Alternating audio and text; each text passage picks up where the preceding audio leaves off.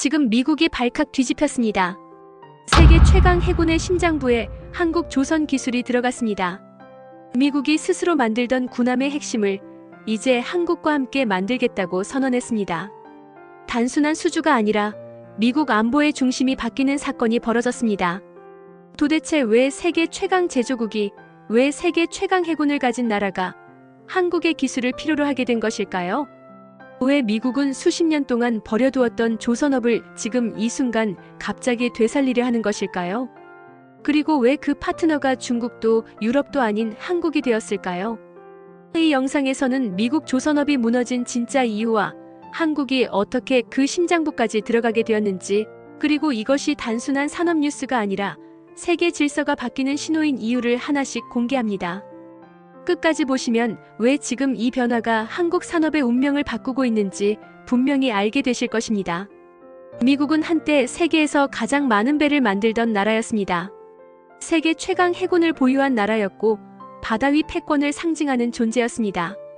그러나 시간이 흐르면서 미국의 조선소는 점점 조용해졌습니다. 새 배를 만드는 공간은 수리용으로만 쓰이게 되었고 도크에는 녹이 슬기 시작했습니다. 최신 설비는 사라지고 수십 년 전 장비가 그대로 남아 있었습니다. 미국은 더 이상 배를 대량으로 빠르게 효율적으로 만들 수 있는 나라가 아니게 되었습니다. 대신 금융과 서비스 산업이 경제의 중심이 되었고 제조업은 점점 뒷전으로 밀려났습니다. 조선업은 그 중에서도 가장 먼저 포기한 분야가 되었습니다. 문제는 그 대가가 생각보다 훨씬 컸다는 사실입니다. 세계 최강 해군을 가진 나라가 정작 그 배를 스스로 제대로 만들 수 없는 구조가 되어버렸습니다. 이 모순은 오랫동안 묻혀 있었지만 결코 안전하지 않은 상태였습니다. 이 상황은 언젠가는 반드시 터질 수밖에 없는 구조였으며 미국 산업의 가장 깊은 곳에 자리 잡은 조용한 위기였습니다. 그 침묵을 깨트린 것은 국제 정세의 변화였습니다. 중국의 해군력은 빠른 속도로 커졌고 세계는 다시 블록화되기 시작했습니다. 공급망은 무기가 되었고 제조업은 다시 안보의 핵심이 되었습니다. 이때 미국은 깨닫게 되었습니다. 배를 못 만드는 해군 강국은 진짜 강국이 아니라는 사실을 말입니다. 바로 그 순간 미국은 결단합니다. 조선업을 다시 국가전략 산업으로 끌어올리겠다고 선언합니다.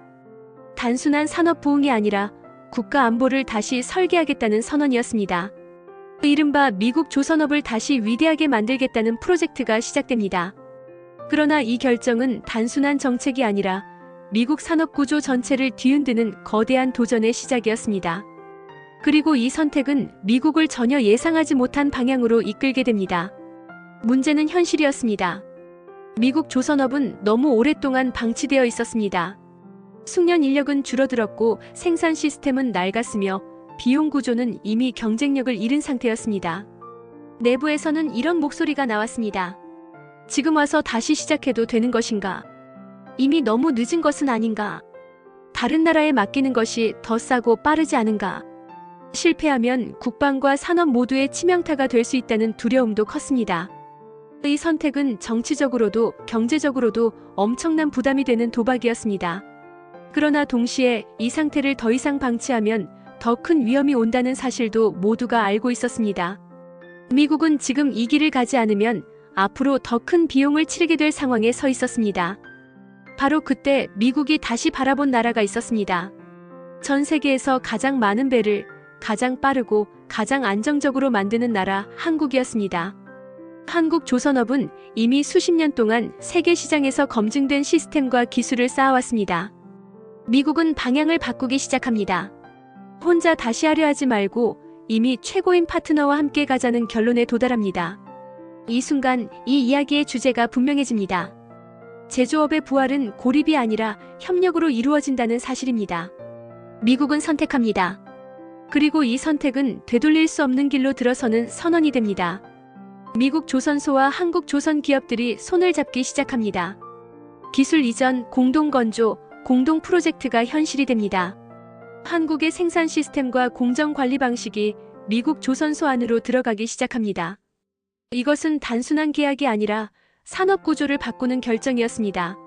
이 순간부터 미국은 더 이상 과거의 방식으로 돌아갈 수 없게 됩니다. 한국 기업들 역시 단순한 수출업체가 아니라 미국 산업 시스템 내부로 들어가는 존재가 됩니다. 양쪽 모두에게 이것은 되돌릴 수 없는 선택이었습니다. 현실은 쉽지 않았습니다. 낡은 설비, 느린 생산 속도, 복잡한 규제, 높은 비용 구조가 동시에 발목을 잡았습니다. 그러나 하나씩 바뀌기 시작합니다. 공정이 정리되고 시스템이 재편되고 생산 방식이 달라집니다. 동시에 이 싸움은 조선업만의 이야기가 아니라는 사실도 분명해집니다. 반도체, 배터리, 자동차, 에너지 산업까지 모두 같은 질문 앞에 서게 됩니다. 이제 한국 기업들은 단순히 물건을 파는 존재가 아니라 미국 산업 생태계 안에서 함께 버티는 동맹이 되어야 하는 상황에 들어섰습니다. 이 싸움은 점점 더 커지고 있었고 이제 되돌릴 수 없는 전면전이 되어가고 있었습니다. 변화는 숫자로 나타나기 시작했습니다. 미국 조선소의 도크에 다시 불이 들어오기 시작했고 멈춰있던 설비들이 하나둘씩 움직이기 시작했습니다. 시험적으로 진행되던 공동 프로젝트는 점점 정식 사업으로 확대되었고 미국 해군 관련 프로젝트에서도 한국식 생산 관리 방식이 본격적으로 도입되기 시작했습니다. 겉으로 보면 모든 것이 순조롭게 흘러가는 것처럼 보였습니다. 그러나 바로 그 지점에서 이 이야기의 성격은 완전히 달라지기 시작했습니다. 이것은 단순한 산업협력이 아니라는 사실이 점점 분명해졌습니다. 미국이 한국에 맡기려는 것은 상선 몇 척이 아니라 국가 안보의 핵심인 군수지원 체계와 전투준비 능력이었습니다. 다시 말해 이 협력은 경제 문제가 아니라 전략 문제였습니다. 이 사실을 깨닫는 순간 참여한 기업들의 책임과 부담은 전혀 다른 차원으로 올라갔습니다. 이제 이 사업은 실패하면 손해를 보는 프로젝트가 아니라 실패하면 국가 시스템에 균열이 생기는 프로젝트가 되었습니다. 한국 기업들 역시 단순한 하청업체가 아니라 미국 해군의 작전 능력에 직간접적으로 연결되는 존재가 되었습니다. 이 지점에서 역할의 정의가 바뀌었습니다. 우리는 배를 만들어 파는 회사가 아니라 동맹의 인프라를 함께 짓는 존재라는 인식이 자리 잡기 시작했습니다. 동시에 새로운 질문도 생겨났습니다. 과연 우리는 이 무게를 감당할 수 있는가라는 질문이었습니다. 이 순간부터 이야기는 단순한 수주 경쟁이 아니라 체급이 완전히 다른 싸움으로 넘어가게 됩니다. 상황이 커질수록 압박도 커졌습니다. 미국 내부 정치 환경은 언제든 바뀔 수 있었고 보호무역과 자국 우선주의의 목소리는 여전히 강했습니다. 기술 이전에 대한 견제, 안보 리스크에 대한 우려, 현지 노동시장과의 갈등까지 모든 문제가 한꺼번에 몰려오기 시작했습니다. 동시에 국제정세도 거칠게 요동쳤습니다. 중국과의 갈등은 더 날카로워졌고 공급망 문제는 정치의 중심으로 올라왔습니다. 여기에 관세와 규제라는 변수까지 더해지면서 이 협력 구조는 언제든 흔들릴 수 있는 상태가 되었습니다.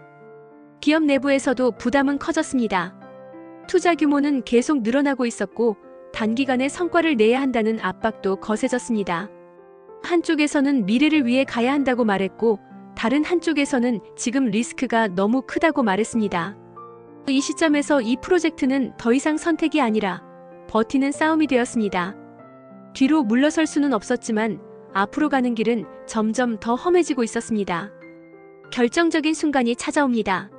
세계 산업 환경이 급변하면서 기존 전략들이 흔들리기 시작합니다. 전기차 시장은 예상보다 빠르게 식어갔고 에너지 정책은 방향을 틀었으며 세계 경제는 불확실성 속으로 들어갔습니다. 그동안 준비해온 여러 사업 계획들이 동시에 조정을 요구받는 상황이 벌어졌습니다. 이때 많은 기업들은 깨닫게 됩니다. 과거 방식으로는 더 이상 이 싸움을 버틸 수 없다는 사실을 말입니다. 단순히 물건을 만들어 수출하는 모델은 점점 한계를 드러내고 있었습니다.